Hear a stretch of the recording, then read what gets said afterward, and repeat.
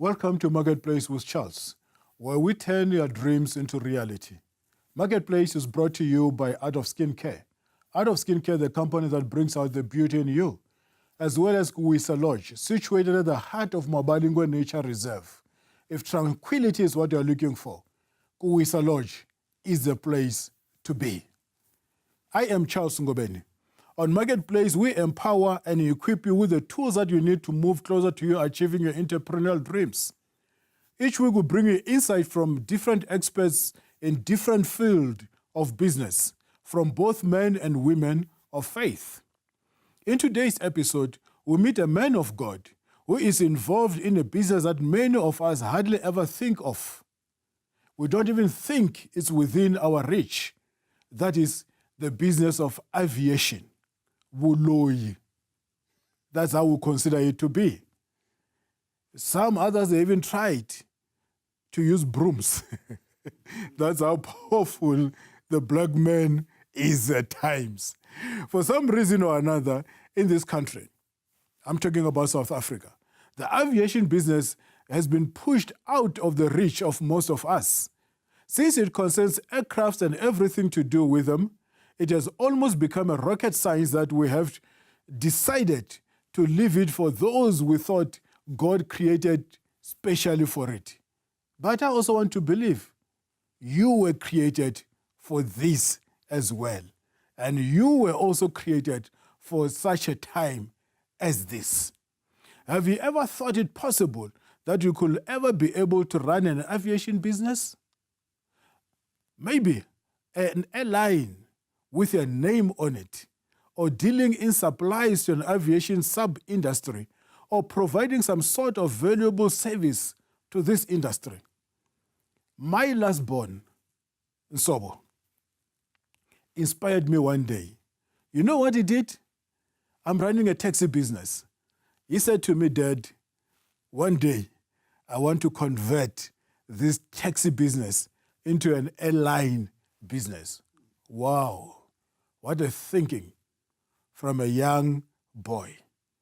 The second person who ever inspired me as well in this life, I'll never forget this lady as long as I live. You know, I took a flight from Johannesburg or Tambo to Durban. You know, I was going to preach there. And I'd put my suits nicely on top there on the carriage. And here comes another gentleman. He needs to put his stuff on the same carriage. And the lady comes because she was in a rush and the flight was delayed.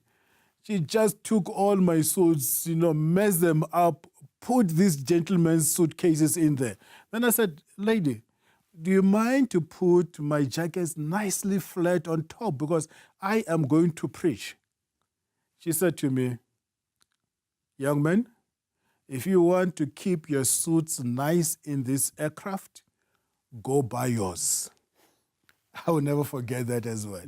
These two stories inspires me. And watch the space.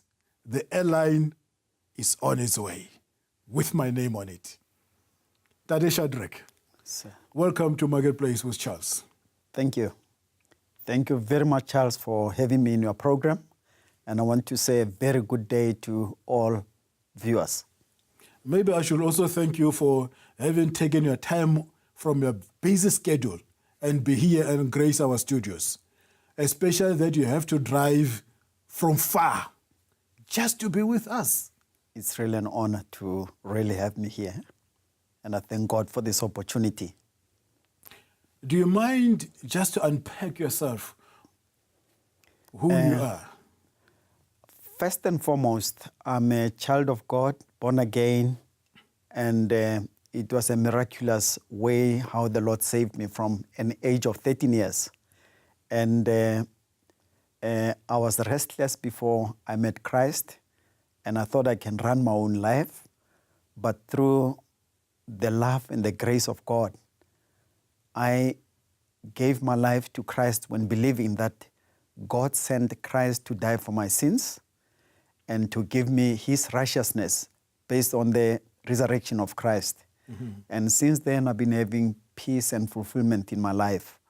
And therefore, whatever I faced in life, Christ being at the center, it has been quite a great experience with me, that I was able to discover my gifts, and then I was able to have a family that also feared God, and I was able to even identify places where God can use me as an employee. And I was fortunate to be in the aviation industry for 23 years, and that gave me a real insight of what the aviation holds. Because I remember as a child, I wished to be a pilot. I saw the aeroplane in the sky. I'll always look at it and say, one day, I'll have to be in that plane and drive it like a motor car. And I tried to realize those dreams. They could not materialize because during the time when I was young, we were still in the apartheid era, and we were prevented from some of these careers. And I must thank God that in a very special way, gave me an opportunity to go and study for my master's in the States. And during one of the classes, I saw the passion I have for airline. I saw the passion I have for aviation. Whenever you think of aviation, it's not only pilot. It's a very big industry and having multitude of careers. You can be a revenue manager, you can be an airport manager or operations manager or a technician. There are so many. It's not limited only to a pilot. And I took advantage of studying within my marketing project, Southwest Airline, which gave me opportunity to have the deep insight of airlines in the whole world. And also an opportunity to say, Lord, if you open an opportunity for me to be in this area of the operation, I'll be able to serve very effectively in it. And the Lord indeed was gracious to make me to join SAA. I won't relate the story. It was not easy. It was also a miracle to be among the first blacks in the country, to be in the commercial side of the industry, where I was overseeing as a general manager the whole of Africa and the Middle East and the Indian Ocean, where I was making sure that the airline can thrive in terms of their profit standing and also giving proper service. And hence, it was natural for me when I served from SAA, the minister to appoint me as one of the 5 experts within the aviation industry to serve as adjudicators for people who were applying for commercial licenses. And that experience and many others, having worked for even other industries, eventually, when I left the industry and looking at what I can do, and the Lord led me to this company that is SR Aviation Services, where we are into aviation industry in large in terms of training for leadership, in terms of assisting with obtaining commercial licenses, and even obtaining the foreign operating licenses or permits, which are not just limited to the domestic operation, but also over the borders. And then also supplying the spares. And then furthermore, we are in a process of growing into setting up our own training school. We will be training pilots for remote pilot aircraft system, which is popularly known as unmanned aircraft vehicles or drones. And they are part of the commercial. You can operate them. I think I'll end up there unless there are more questions for me to follow through. Ntate, you know, I love your humble spirit. Not only the humble spirit, I mean, what you have said already is a mouthful. And it's different from the way you were seated outside at the sofa there when we were still relaxing. This is a different person altogether. That's why I'm saying I love your humble spirit. Above all, I must also comment on your integrity. You know, I may not know you that much, but the little ways that you have already said, you know, some of the jokes that we're making here, you said at the end, in Christ. That for me, it shows integrity. I think humbleness and integrity will take one's business to greater heights. Now that you have got your own business, Yes. what is the name of your business? And I think what I like most is that you took all the experiences. Somebody else paid for your school fees within the government sector, within the SAA, just to develop you and make you who you are today. Let's talk about your own business. Ahead of all what you're doing within the business, but what is the name of your business and where is it situated? The name of my business is SR Aviation Services. This is a brainchild through the help of God from my wife and myself. And we set up two of us. And as it grew, we ended up having 3 full-time employees. And then we have associates who are around 10 to 12. And the place of the business, the large part of it, it's in a very big plot, which we are in a process of turning it into a heli stop or helipad or a small airport, whereby we'll be conducting the training. And then also we have offices there. However, the nature of the business always compels you to work beyond the borders. So we are into Africa and then seldom into some markets in Europe. And then locally, we've been operating in Sandton. We're in the process of making a move from the office there to Grand Central Airport. We are negotiating with the management to get a bigger place and to be more close to our key stakeholders. And that is, I think, basically what I can highlight. And furthermore, as I indicated, our products is advising a very newcomer into the industry where to start. If he's interested in putting up a new airline, we are able to advise as to what should be in place and what kind of monies are required, and then the process of finally getting the license and identifying viable markets. So that's the area that we are involved in. And then if we need to apply for air licensing, those services we can offer. If you want to apply for airport license, also we offer those services. If you are having the current airline operating, whenever there's a change of a structural nature, airlines such as South African Airways, Comair, or SAFAir, any of them, they need to amend that license. And it's a tedious process, and our services will come handy in terms of filling up those documents based on the regulations, and which are very tedious, and then make submission to the authorities concerned and make sure that we get the license accordingly. And then the supply of spare parts of the aircraft, we are currently specializing on carpets, curtains, and also the seat covering of aircrafts. And we are in partnership with a well-respected manufacturer out in Ireland, and who is supplying about 40% of these products to Boeing and 60% to Airbus. These are 2 major manufacturers of aircrafts. So that has given us a good access within Africa and also in our local market. Dr. Ramos, Sir. Beside your background, having worked for big corporate like SAA, Yes. is there any other thing that inspired you to venture in this kind of a business, dark as you are?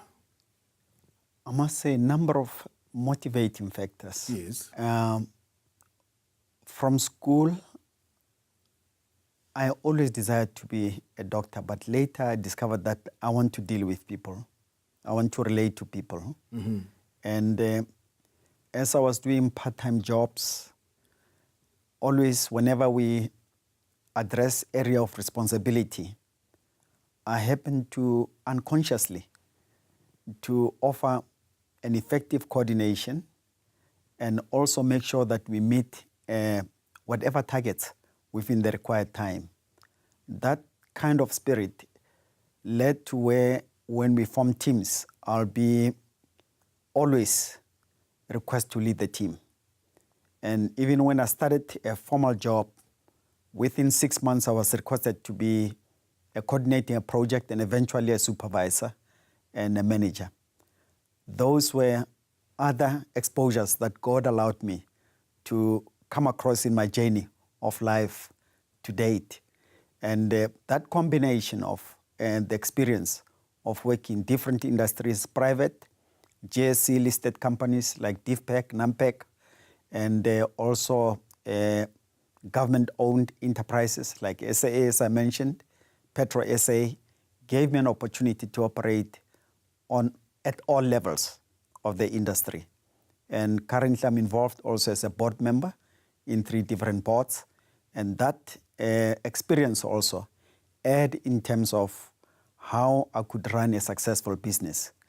And that is not only limited to the technical experience, but also taking advantage of the other expertise that the Lord brings along the path of one.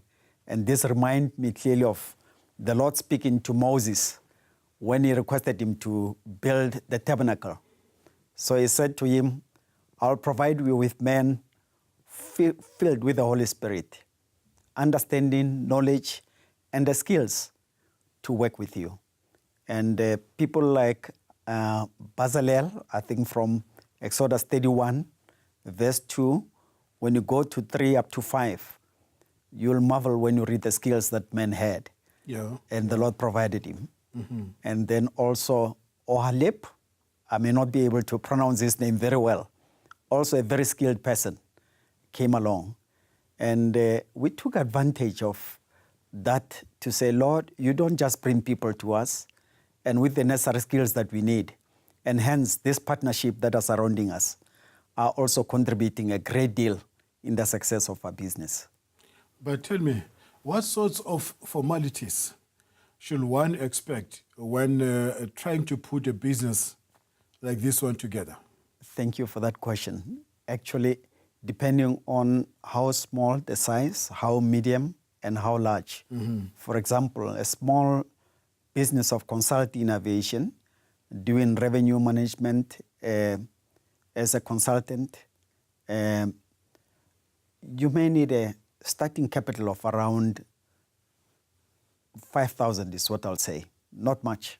Is it? And then if you want to be a pilot, mm-hmm. Currently, by the way, I never mentioned this, mm-hmm. I'm having 13 hours in my training as a private licensing pilot.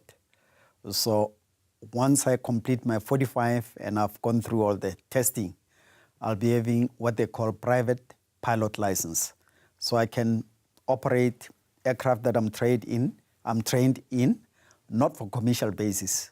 Hence, I have an idea of how much you need to spend, about 75,000 actually to 1 million could be something you can spend around a good training of being a pilot and progressing into a commercial pilot.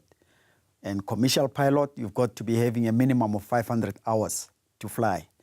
And hence, having the 75,000, you can be PPL, and then as you gain more hours and also putting some money aside, up to 1 million, you can start to be a commercial pilot.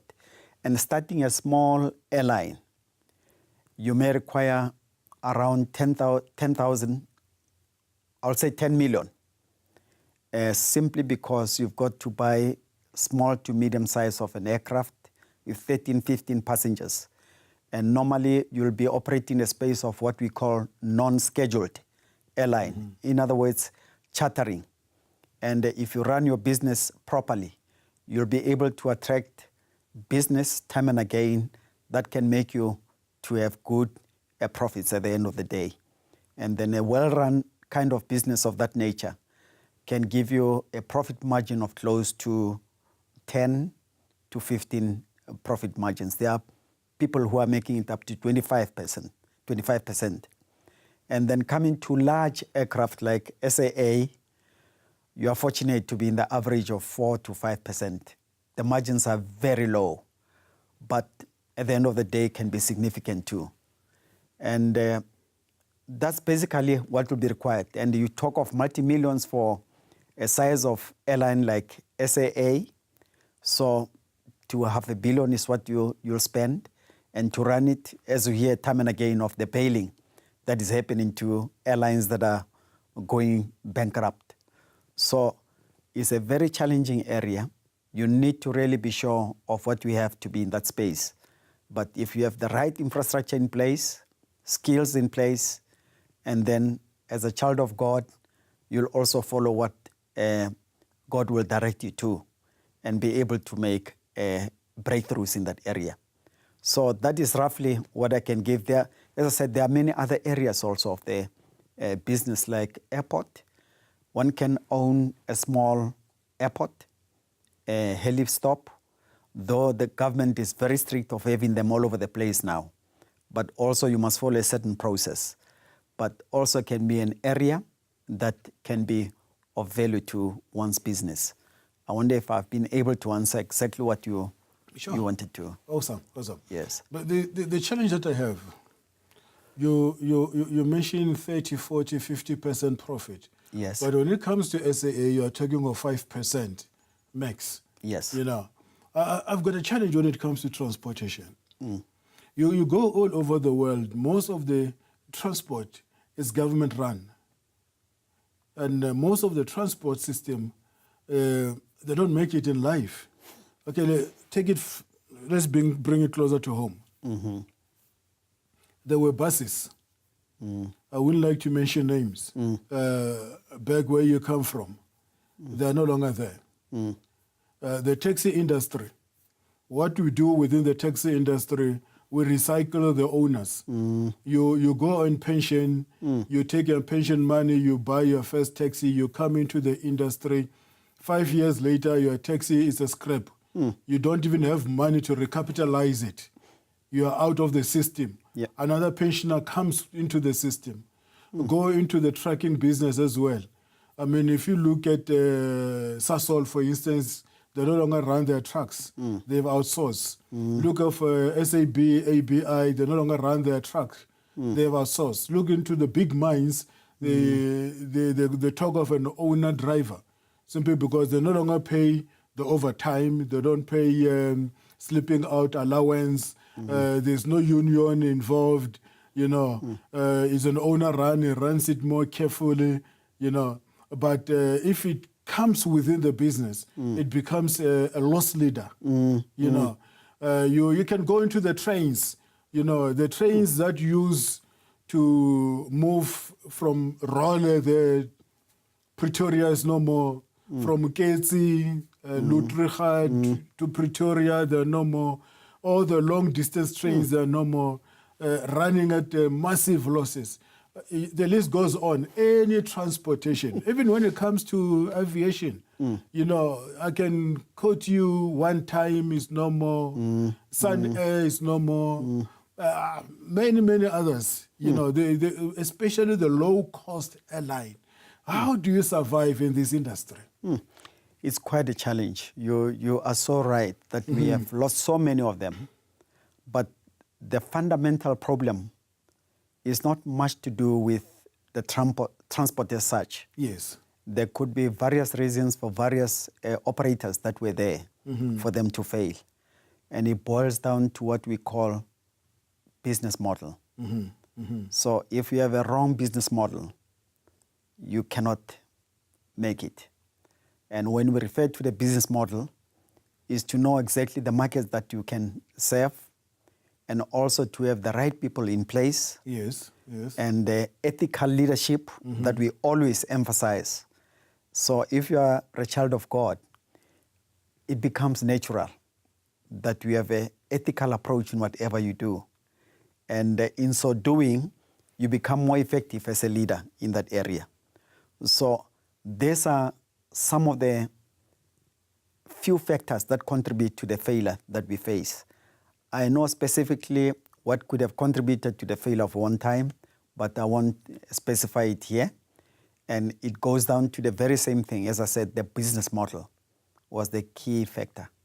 Very important to have a proper business model in place and be able to move from point A to B regarding growth and also run a very sustainable business. So these are basically the challenge in a nutshell. I can go to town in just unpacking one by one what could be the underlying causes of so much failure. But we do have good examples like in the Come, which is listed at the stock exchange. You check the leadership thereof, you check how the business is being run, and fortunately they have the right leadership in place, and they understand also the mechanics of running the business. And that contributes a lot in how they are running the business. Safe could be another example too. And also the business models at times do not dictate to say Ramosa and the wife should be alone running the business. You can identify people elsewhere and harness the expertise through partnerships, and normally in the airline business, they call them strategic alliances, whereby you are able to use your strength and then also the strength of the other partner, and to be able to thrive in your business. Shadrack Ramosa, it has been my pleasure to have you on Marketplace. Thank you. If one wants to get hold of you, wants to apply for a license, needs your assistance, needs to speak to you, how do they get hold of Tate Ramosa? We do have a website which is easy to remember, www.sraviationservices.com. It outlines all the services we offer, and then it's got the contact numbers, and then you can also see our team of expertise there, and I think that will be easy way of reaching us. And if I may be allowed to give a key number of our contact person, is 071 146 1743. 071 146 1743. For those who are in Africa or elsewhere, you'll have to start with +27 71 146 1743. Thank you, sir. And I am Charles Ngobeni, signing off on Marketplace with Charles. It has been my pleasure visiting your house, visiting your living room, and bring this inspiring message to you. You can get hold of me on charlesngobeni.com or on Instagram, Charles_Ngobeni. You can go on Facebook and like my page. I'll be happy to interact with you. You can also go on YouTube and subscribe on my YouTube channel so that you're able to view this episode over and over and over again at your own time, whenever you feel like. God bless you. See you next time, same channel.